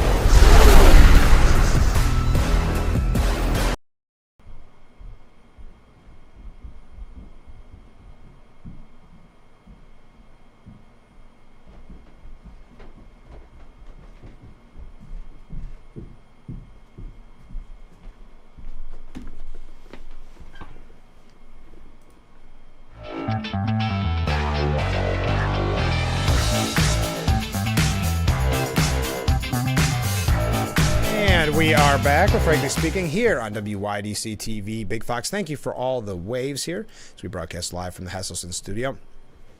Yay, Joe's going to be on. Great. Yes, tomorrow Joe Sempolinski will be on the program. Former congressman. We always look forward to having him on the program. So if you have any questions for him, please let me know. Keep those waves coming in, by the way. So Biden is alienating progressives yet again, but he may have no choice. So that is the concept from the CNNs of the world. What do you think? Because obviously they've been pushing, and this is, to me, this is a wink, wink, nudge, nudge, Biden. You may want to change your mind. You may want to appease the progressives. I don't know what that would be. We've seen it with Israel, where he's changed policy, trying to get those young students who are pushing the kind of the pro-Hamas message, that he's trying to win them over. Loud dissent from progressives on Biden's immigration moves. The executive action, which is designed to alleviate the pressure on a hopelessly swamped asylum system, differs in important ways from the draconian policies of Trump, a point Biden was at pains to stress. The draconian... Okay, let's put all this aside. Does this convince voters? Is it tough to say after 3.5 years of telling voters that we can't do anything, we've done all we can do, now to say I'm doing something, and you look at the numbers, and then even if it works perfectly, it'll be nearly 1 million new migrants in America a year. Congressional Progressive Caucus. Oh no, we'll get to that in a moment. I want to go through a few more of these. Amanda Stewart Sproles, a Haley supporter from Arizona. I always like how they just interview one random person that happened to maybe support Haley, told CNN Biden's actions on Tuesday were a show of good faith, and added, they're starting to listen to the center. Well, I guess that maybe does sound like a Haley supporter. I don't know. Biden pulls from Trump's immigration playbook in election year twist, says Zachary Wolf from CNN. That's not a good line. Biden doesn't want to see that headline that Biden pulls from Trump's immigration playbook. This is another, hey, you better settle down, President Biden. President Joe Biden is pulling from former President Donald Trump's immigration playbook as he tries to stop a flow of asylum seekers from around the world who are crossing into the U.S. at the border with Mexico. Unveiled at the White House on Tuesday, Biden's new plan to all but shut down the U.S. border. It's unbelievable how they twist this. They're going to try their hardest to make sure that you believe after 3.5 years of this open border mess that he is tough now. And by golly, he's all but, interesting way to put that, all but shut down the U.S. border to asylum seekers who cross the border illegally using executive authority Trump once used to bar people, from mostly Muslim countries from entering the U.S. in 2017, and also to bar most asylum seekers in 2018. Okay. Days after Republicans suffered huge setbacks in midterm elections that year. It's an odd election year twist since Biden actually ran his 2020 campaign in part on a promise to revoke those actions, which he did in the months after taking office.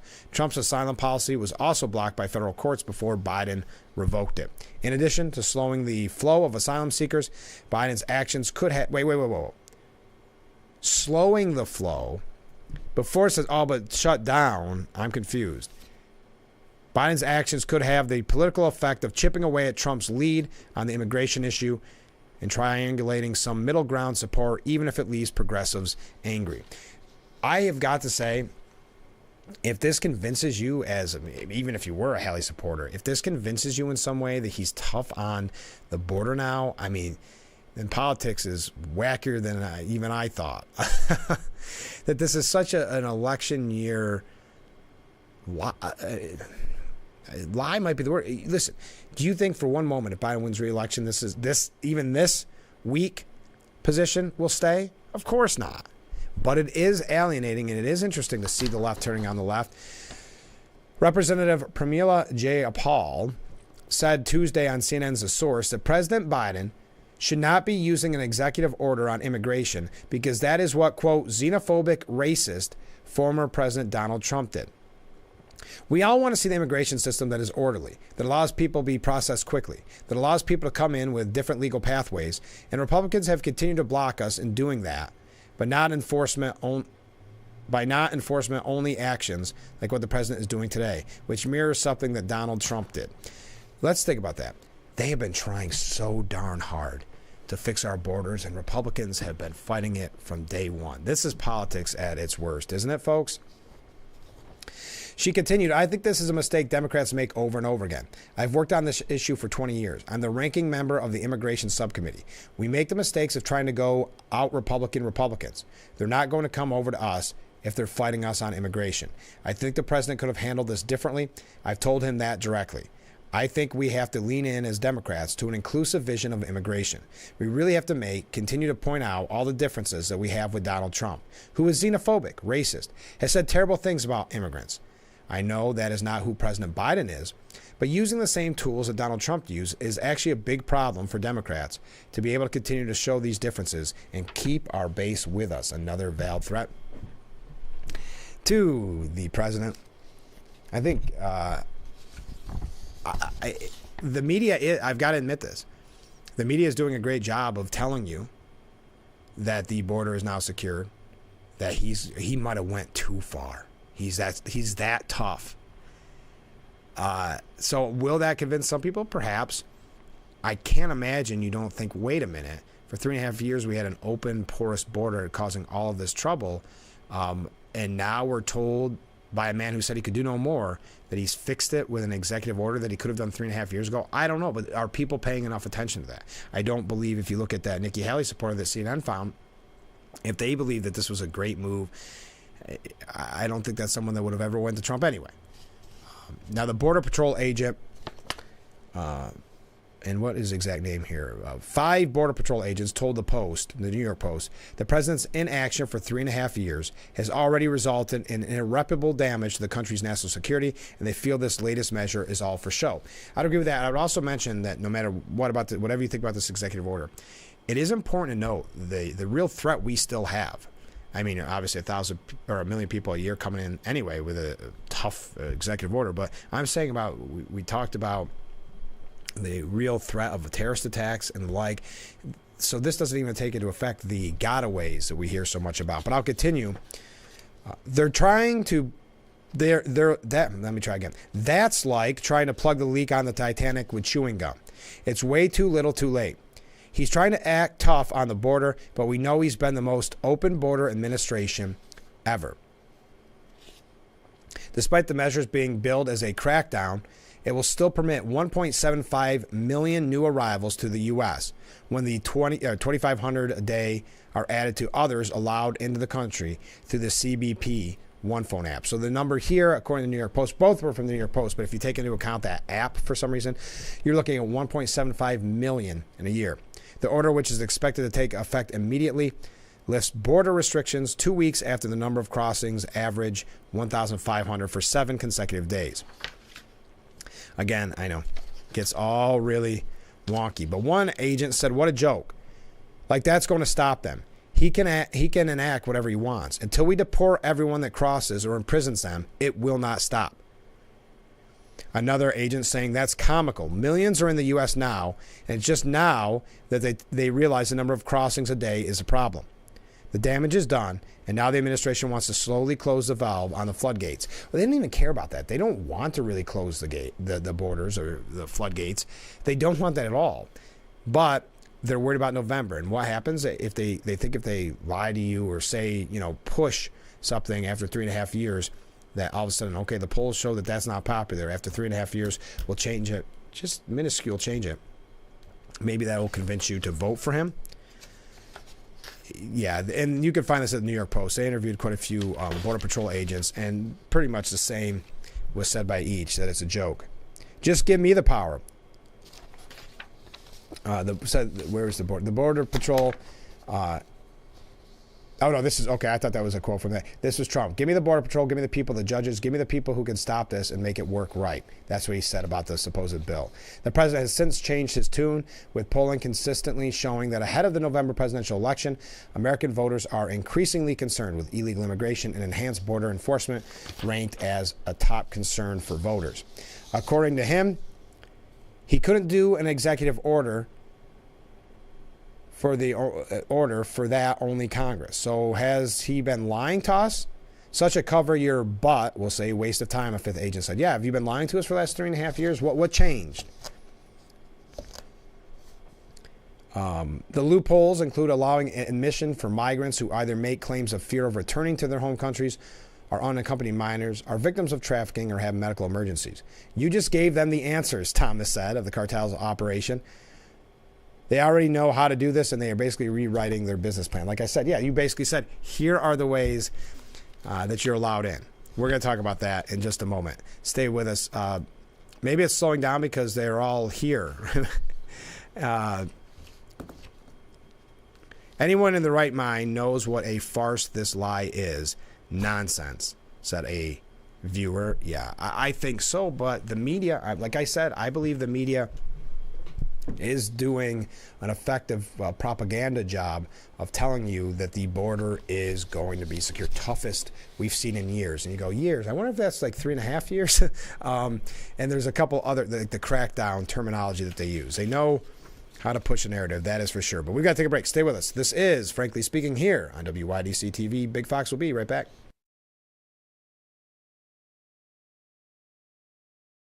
Isn't your wellness important? Don't you want more energy? Now's the best time to make every day better and relieve those achy muscles and pains than with the Hesselson's Hot Tub. Hesselson's has hot tubs in stock and available for immediate delivery with unbelievable savings. Hesselson's offers 0% interest-free financing for up to 5 full years. Hesselson's carries the only hot tub brand in the industry with the exclusive freshwater salt system that is eco-friendly and easy to use and only enhances your hot tubbing experience. Come in today and see why your next hot tub should be a Hesselson's hot tub. And remember, it's always fun to poke in the corners at Hesselson's. Was your preemie baby fed a cow's milk baby formula such as Similac or Enfamil? If so, your child may be entitled to significant financial compensation. Evidence shows that cow's milk formulas increase the risk of NEC in premature babies, causing severe harm and even death. If your child was born premature and suffers from NEC, intestinal perforations, sepsis, cerebral palsy, or died as a result, you may have the right to sue for significant financial compensation. Call now for a free case review. Bathroom of your dreams is only a phone call away with BCI Bath and Shower. We can make your ordinary bath and shower extraordinary. This is not a cookie-cutter design. This is a complete custom build that will fit your every need. It's never been easier or more affordable than right now to get the bathroom of your dreams. We have the best monthly programs in the industry with payments as low as $99 per month or no payments, no interest for 18 months with approved credit. The hardest part of your new bathroom is gutting and building the tub and shower. If your bathing area is old, there could be damage behind the walls and possible mold and mildew, which can be a serious safety issue. At BCI, we don't cover a problem, we fix it. Call now to get a never clean glass treated door with the no-track system at half off for the first 50 callers. Factory trained, certified installers made in the USA and discounts for seniors and military. Call 800-704-1798. That's 800-704-1798. It's a new season of Jerry. Having a good time has always been my number one goal. I tend to get crazy. At my age, I should not be jumping up and down like that. And if you don't know what I mean, ask your mama.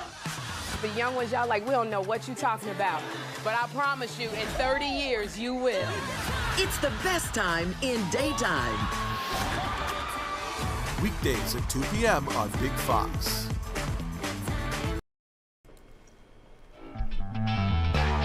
And we are back, broadcasting live from the Hesselson studio here on Marcus Street in Corning. I did want to mention and remind you that coming up, starting tomorrow, Colonial Days and Painted Post. I'll be mentioning it tomorrow as well, but Miss Colonial Days pageant starts tomorrow at 6 p.m. till 8 p.m. Then you've got Rock the Block, the music on the June 7th, the 8th, the Colonial Days Parade, of course, Craft Fair on the 7th and 8th, and Chicken Barbecue on the 8th as well. I want to mention Miss Colonial Days we had Lisa on last week to talk about, and it sounds like it's going to be a very nice time, so don't miss out on that. Okay, back to the discussion here on, let's see, immigration, but I was looking for the exact quote here. It was on Fox News Channel's Your World. Mayorkas responded to concerns that the exemptions for unaccompanied children in the immigration executive action will result in cartels taking advantage of that by stating, quote, "We are taking it to the cartels." What? Neil Cavuto asked, quote, "There are a number of exemptions for this, including unaccompanied children. And isn't that a green light for drug cartels to take advantage of that? And the whole purpose of this sort of blows up in your face?" Mayorkas answered, "Absolutely not." Okay. But who's going to watch those unaccompanied children? If they're allowed in, you don't ship them back. You don't do anything like that. So where are they going to go? Mayorkas responded, "Neil, we deal with unaccompanied children in a humanitarian way, adhering to our values. We deter irregular migration. We build lawful pathways. We have programs for minors." So Cavuto kind of interrupted and said, "But this encourages drug cartels to take advantage of those kids, does it not, sir?" Mayorkas answered, "Neil, we're taking it to the drug cartels with unprecedented strength through our transnational criminal investigative units, through our immigration and customs enforcement." Cavuto, this was a tough place to go. He said, no, this is actually a green light for those cartels. Isn't that the fear, that this is actually green lighting and they'll say, "Oh, guys, well, we can use these kids as pawns to get what we want"? Neil, let me be clear. The cartels and smuggling organizations are unscrupulous. They exploit individuals of all different types of vulnerabilities. We are taking it to the cartels. We're exempted unaccompanied children from the asylum bar because of their compelling humanitarian picture they present. We're going to adhere to our values while we take tough enforcement measures, which is what we have done. Wow. Tough enforcement measures. Good. The GOP has been ripping into the Biden administration over this, calling it desperate, an election year charade, and that Biden is gaslighting you. Make no mistake, whatever half measures Joe Biden is taking on the border are driven solely by political concerns, said Tom Cotton. If Biden wins, he will remove any remaining barriers to illegal alien crossing. And that's what I was saying earlier, that if he wins re-election, especially being a lame duck, you will see this executive order by the wayside, and you will see a return to the open, porous border that he has been, which was a goal of his for the last 3.5 years. Now he has to act tough. So 3.5 years worth of damage. Also now he can look tough and hopefully dupe you into a vote come November if you are strong on immigration. Josh Hawley saying while Biden has been talking tough on the border, he's been secretly carrying out a mass amnesty policy. He should explain that to the American public and how that is remotely legal. Heritage Foundation tweeting out, President Biden has done nothing for 3 years and counting to stop the border crisis. 3.5 and counting to stop the border crisis. The crisis is so bad, Homeland Security special agents were pulled from investigations on child trafficking and fentanyl to help handle the invasion. Senator Ted Cruz saying at the start of his presidency, Biden inherited the lowest rate of illegal immigration in 45 years. All he had to do was nothing. Just sit and leave the border alone. Instead, he deliberately broke the system. And how many, I can't remember what number. I'll get to this in a moment because Mike Johnson has a bigger comment here. It was a joint statement by Steve Scalise, Tom Emmer, Elise Stefanik, and Mike Johnson. They called the executive order nothing more than a desperate political stunt to try and stabilize his plummeting poll numbers. From his first day in office, Biden has worked to implement a failed open border agenda, which created this historic humanitarian and national security catastrophe. He has turned every American community into a border community and opened our country to violent criminals, terrorists, cartels, and poisonous drugs. This executive action does nothing to end parole abuses or catch and release. It continues the administration's abuse of the CBP One app. It does not re-implement President Trump's successful Remain in Mexico policy. It provides no new resources for Border Patrol. It does nothing to deport the millions who have poured over our open border every year since Biden took office. And it will still allow scores of additional illegal immigrants to flood into our country before any so-called shutdown authority kicks in. Over a year ago, House Republicans passed the Secure the Border Act, which would actually fix the problem. But Joe Biden and Senate Democrats continue to drag their feet on taking meaningful actions, sacrificing the safety and security of our communities. 126 days ago, Joe Biden stated, "I've done all I can do to fix the border catastrophe." Today, he'll announce an executive action using the same authority he denied having. If he was actually concerned about our wide open border, he would have acted a long time ago. The fact is that Biden took over 300 executive actions during his first year alone, which caused this crisis we're seeing at our border. So those were a couple quick comments. You can find a list of them. I think it was at the New York Post. No, I don't remember where I found this. But so many people weighing in. And we know it is what it is. It's an election year gamble. Do you think, and here's a question, do you think it will lose him the progressives even more? That's what CNN's presenting, and some other leftist kind of publications suggesting that maybe he has to take that calculated effort. But boy, this is bad. The left, but boy, it's tough to say that they're progressive. They act like they're a fringe group now, but these groups seem to be the majority, or the most vocal anyway, when it comes to the Democrat Party. It's going to be interesting. But as the New York Post editorial board said, it's no surprise Biden's border crackdown is all spin. And this is what we were saying originally. That as we know, this doesn't take some brilliant political mind. It is obvious that this is all about votes. And will that be effective? Will the votes he gets, and I'm not sure where those votes will come from, maybe more moderate Democrats, if there is such a thing, will say, oh, I like this. I could be more confident voting for him.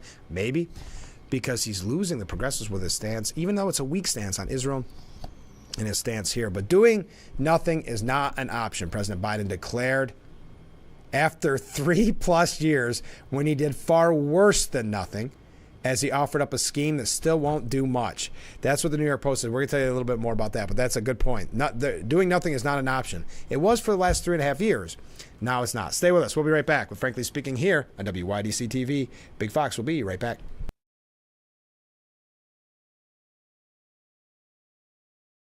When I was in law school, my father had to stop working when he developed early Alzheimer's. Social Security disability benefits saved my parents financially. I'm Peter Gorton of Lockman & Gorton. Now I'm a lawyer who helps people when they need Social Security disability. If you can't work, I'd like to help. For a free consultation, call Lockman & Gorton toll-free 1-800-698-0567. Wow, you found it. I did. The History of Water Part 6? I've been dying to read this. I know, honey. I always wanted that book. At Culligan, we get that most people don't think about water like we do, and that's okay. You see, when we install one of our high-efficiency water softeners, we're thinking about hard water and limescale buildup, so you can just think about longer-lasting appliances and softer skin and hair. At Culligan, we think about your water, so you don't have to. Call today to schedule your free water test.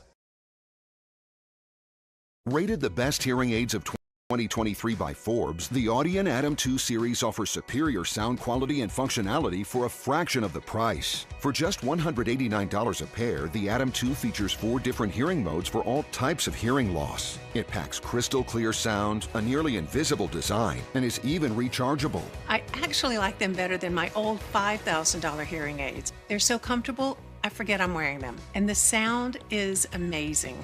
The Atom Pro 2 is our smallest hearing aid yet, featuring advanced background noise cancellation, and is the world's first hearing aid with built-in UV cleaning that kills 99% of bacteria. I could not believe how my hearing and life changed without seeing a doctor or having a hearing test. Join over 500,000 happy customers today and get the hearing you deserve. Call 1-800-434-9816 or go to audionhearing.com to get your pair of Audion hearing aids starting at just $189. Name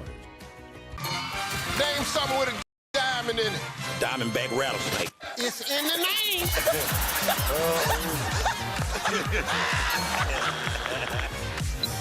Name a low-calorie food you might make your edible underwear out of. Salmon. Watch it weeknights. Share it the next day. Wild caught Norwegian teriyaki. Share in the fun. Weeknights on Family Feud. 7 and 7:30 on Big 5.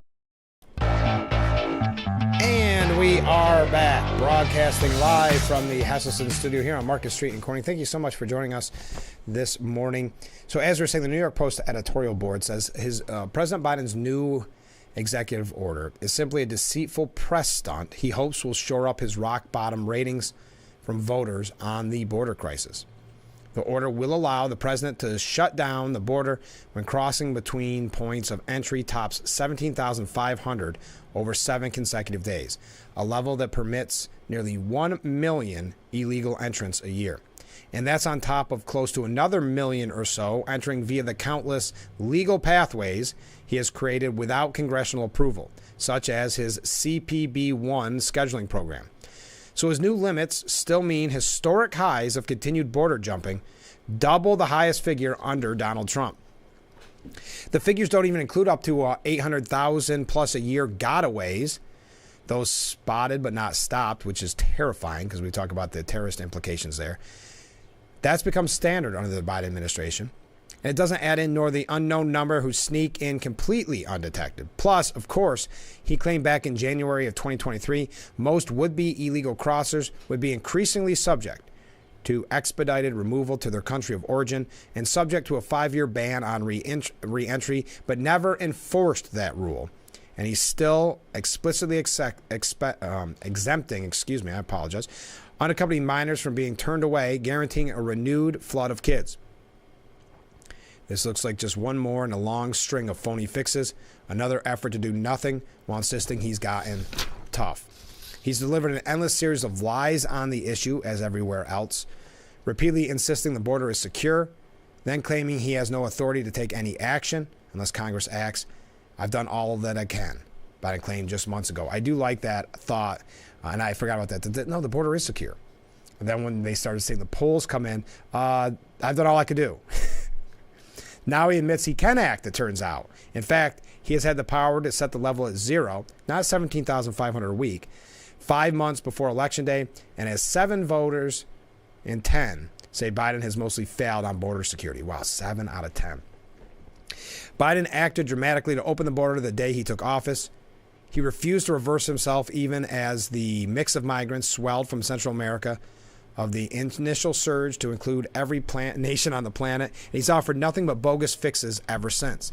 Even if his new order does finally actually slow the tide from unsustainable levels, mind you, to merely, or from these unsustainable levels to maybe a merely unstable state. I'm just going to move on. Voters have to wonder if he'll reverse it the day after the election. I think that's what we've been saying on the program really all morning. Okay, let's say you're almost convinced. You feel that Biden's finally doing something. He realizes the importance, like that one Nikki Haley voter said, well, maybe he's starting to realize, okay, let's say you accept that premise. Do you believe day one, especially being a lame duck president, if he were reelected, do you believe he would keep this in effect? Or do you believe it's another 4 years where he has nothing to worry about, 4 years of an open, porous border? I think you know.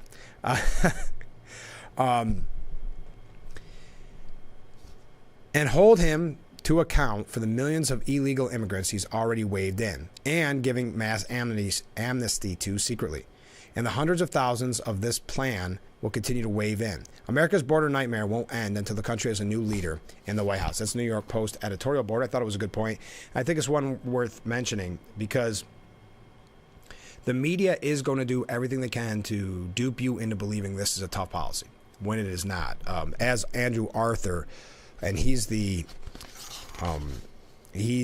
fellow in law and policy at the Center for Immigration Studies, said Biden is only pretending to solve the border crisis he created, much to the New York Post point that is all about spin. Yes, this is just to give the media a talking point so then they can try to convince all of us that he has been tough on immigration. They will ignore, keep in mind, the media will ignore that he was silent on it and said he could silent first, saying it was secure, and then saying he's done all he could do. So for 3.5 years, keeping the border open, even though he signed those executive orders early on in that first month to get rid of Trump's policies that created this, that then since created this open porous border, now saying he's tough talking. Now, I'm not going to go, this piece goes from Andrew Arthur, goes pretty wonky in the numbers, but it's even worse than that. His own Department of Justice has shown little willingness to defend that authority in suits brought by immigrant advocates who attack nearly identical but more effective Trump policies before liberal judges.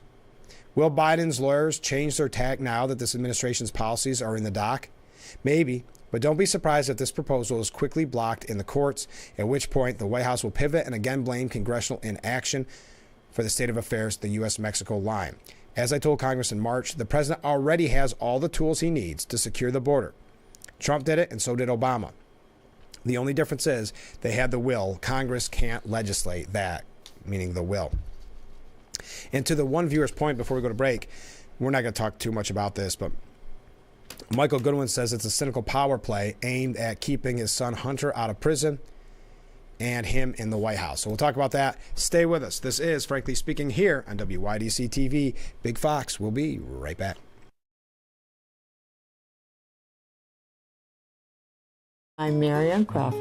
I've lived here for 70 years, but I do fine right here in my house, and I want to be here as long as I can be. And I feel comfortable knowing that if something happened to me, someone would know because of the cameras that are installed in various spots in my home. That has been a wonderful gift to me, to be able to have that security and that support from Full Circle America, and that's what it's all about. What could whiten your teeth by simply brushing your teeth? Now you can with Smile Actives, the teeth whitening breakthrough that safely gets your teeth white and keeps them white every day, just by brushing your teeth. Simply add Smile Actives to any toothpaste and our patented PolyClean technology activates into a powerful microfoam that penetrates into the enamel surface to safely lift and remove stains. You need a simple way to whiten your teeth. Without strips, without trays, without going to the dentist. I eat the blueberries, I drink the coffee, and I know that Smile Actives will keep my teeth white every day. Now you can whiten your teeth with new Smile Actives Pro Whitening Gel every time you brush your teeth. Call or go to smileactives.com and for a limited time get new Pro Whitening Gel for just $24.95. Order in the next 5 minutes and buy one, get one absolutely free. We'll even include free shipping. Call or click now before the special buy one, get one free offer goes away.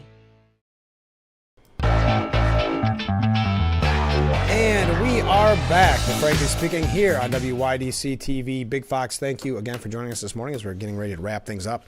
I wanted to mention a couple of quick things. First of all, I received this in my email. I know you're going to want to mark your calendar if you are a resident of Corning. The City of Corning Comprehensive Plan Update Open House will be held on the 13th from 4:30 till 7 p.m. at the Corning Paint and Post High School cafeteria. So make sure you mark your calendars for that. Also, don't mark your calendars, but set your alarm because tomorrow morning, right around 7 o'clock, and I'm going to say, everybody likes when Joe Sempolinski's on the program, but there's always that little bonus, not guaranteed, but sometimes he's here right at 7. We talk for the full hour. Sometimes he's here 6:45. So you have to tune in the whole morning to get as much of Joe Sempolinski as you possibly can. And since the last time we talked, look how much has changed. We now have a convicted felon Trump label.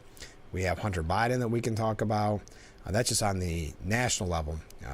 Obviously, we can talk about local, as the former congressman is also running for assembly and is also on, or I should say chairman of the I always want to say New York State, the Steuben County Republican Committee. I always give him a little bit of an increase there in his position. So Joe Biden is making a cynical power play. That's according to Michael Goodwin. And the idea is that he releases for a couple reasons. You've got the debate coming up And when I'm saying this, I mean the executive order. But also because you've got Hunter's story in the news. That's a major... And it really is. I've got to say that, no, the media isn't covering it as effectively as they should. We know that. And in many cases, they have to play catch up because they have not filled people in on what is happening with Hunter for a very long time. But they are forced, their hand is forced to cover it. So in Michael Goodwin's mind, this is, well, he says, Joe Biden has boasted that he knows how to use power.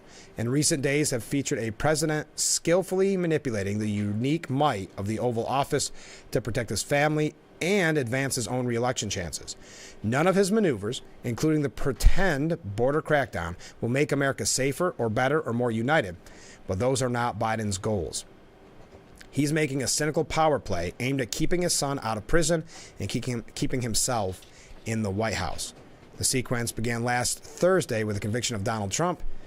It was a travesty of justice, a tangled web spun out of odds and ends that should never have been in a courthouse, but against all decency, New York Democrats pushed it over the line. Their success gave most Americans another reason to mistrust government and law enforcement. We've talked about it when it comes, and I can't go through all this because Michael Goodwin writes a 6-page piece dissecting all this. You can find it for yourself at the New York Post. But I think to that viewer's comment earlier, there is a point of the timing on this. We have learned, and I don't know if you could trust it, but anonymous sources saying that Biden is just in misery over the Hunter case, that it's just another, well, and this is how the media pushes it, another tragedy in the Biden family legacy. That is how they are covering it, but this is what, that's what they're saying behind the scenes. But I'm looking at this, and this ties in with immigration. Mayor Eric Adams out of New York City, of course, said yesterday that the Post, meaning the New York Post, was right when it exposed the Biden administration's botched mass amnesty program for migrants like the teen now suspected of shooting 2 city cops. Now, if you follow Republican politics and some Republican talking heads or politicians online, you know about this mass amnesty.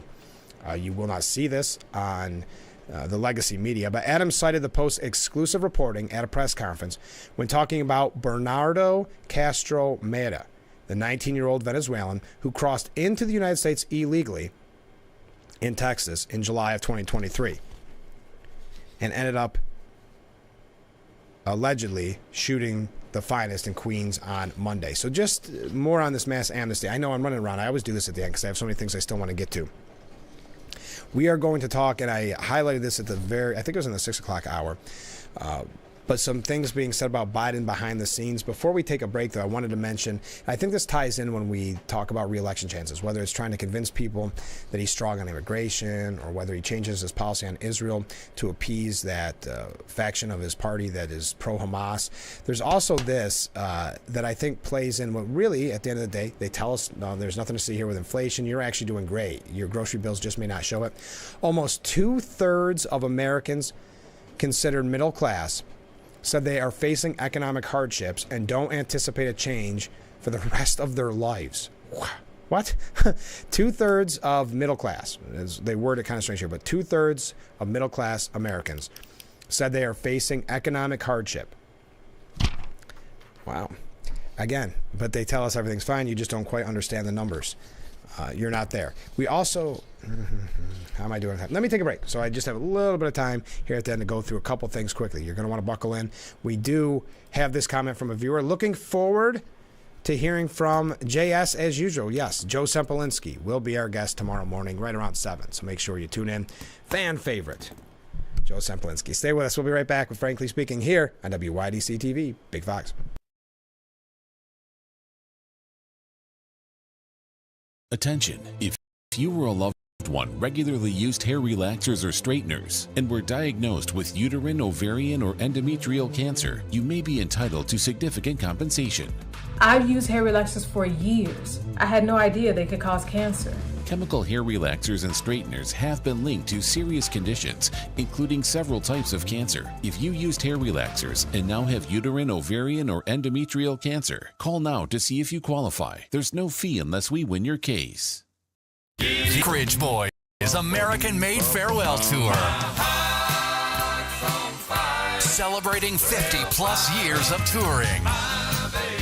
The legendary Oak Ridge Boys. August 1st, the Chemung County Fair. Reserve seats on sale now at ChemungCountyFair.com or the Fair box office. The Oak Ridge Boys. American-made farewell tour. Shell Missy face off in Why can't we watch DuckTales? Because we don't learn anything. Book Smarts versus Street Smarts. Is it working? Are you feeling motivated? Very. It's the Battle of Twins. Life is so confusing. I always hoped it would be easier for me when I grew up. It's gonna be all right. You were faking. Bazinga. Young Sheldon. Weeknights at 6:30 on Big Fox.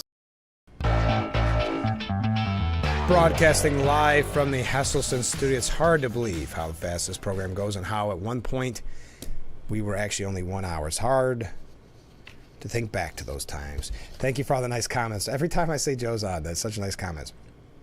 Joe Semplinsky on the program tomorrow. So the Wall Street Journal is reporting that behind the scenes, mostly Republicans, but some Democrats, admitting, though anonymously, that Biden displays signs of decline in the private meetings they're having with him. They spoke to 45 lawmakers. Most of the people interviewed by the outlet who were critical of Biden's performance were Republicans, to be fair, although some Democrats said the president showed his age in several exchanges. These interviewees participated in meetings with Biden or were briefed on them, including administration officials and other Democrats who did not express concerns about how the president handled the meeting. When meeting with congressional leaders in January to negotiate a deal for funding to Ukraine, Biden spoke so softly at times that some people struggled to hear him. 5 people familiar with the meeting told the Wall Street Journal the president read from notes to make obvious points, paused for extended periods of time, and even closed his eyes for so long that some people in the meeting wondered if he had tuned out. Kevin McCarthy saying, I used to meet with him when he was vice president. I'd go to his house. He's not the same person. You can find this at the Wall Street Journal. We don't have time to go through all of it, but just saying he's not the same person that he was. New York Post has kind of a summary of it. You couldn't be there and not feel uncomfortable, one person said of the Ukraine meeting. Biden's demeanor and grasp of policy detail varied by the day, and he frequently relied on notes and deferred to aides during conferences. Others in attendance recalled that it took Biden about 10 minutes from when he entered the room to get the meeting started, and when he did, he used note cards to make obvious points, as I mentioned. Much of the conversations didn't include him. Just interesting.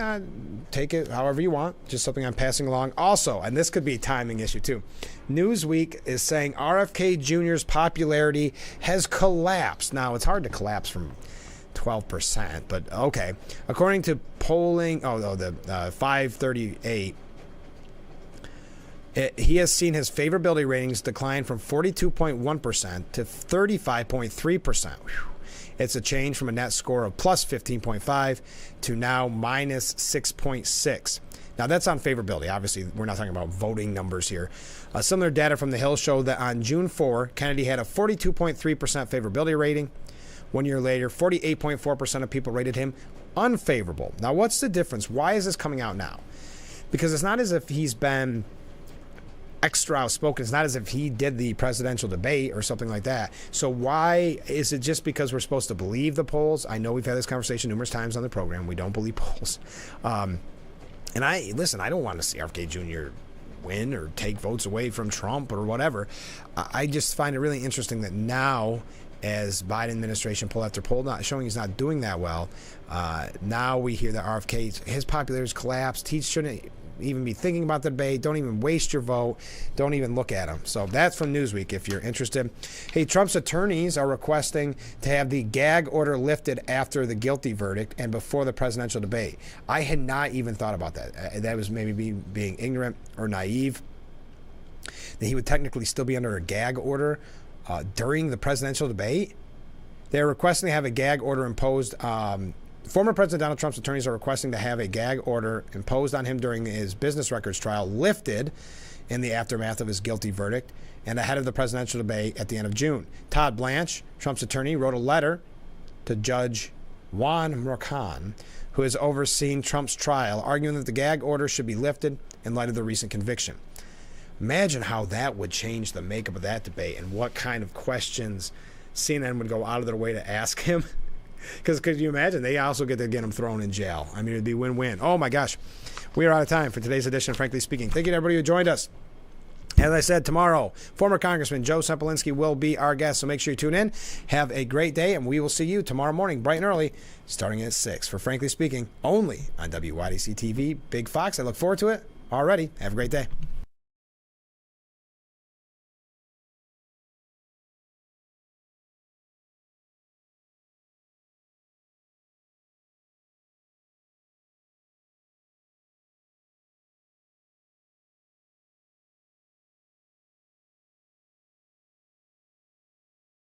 The Big Fox website is here now. WYDCTV.com. Local and national news that keeps you informed and involved. WYDCTV.com. Today's weather, up to date and in your town. WYDCTV.com. Sports news, local events, and health stories that affect you.